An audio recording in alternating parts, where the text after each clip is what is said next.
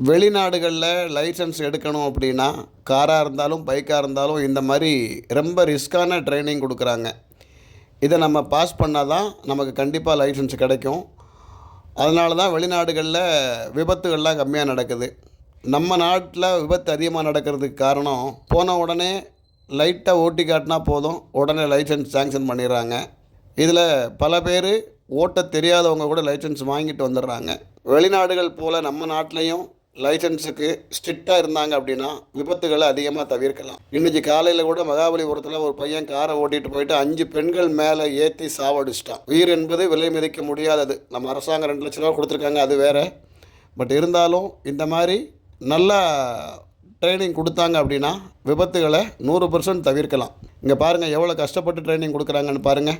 இதே போல் தமிழகத்திலும் நன்றாக ஓட்டத் தெரிந்தவர்களுக்கு மட்டும் லைசன்ஸ் வழங்குமாறு அன்போடு வேண்டி விரும்பி கேட்டுக்கொள்கிறேன்.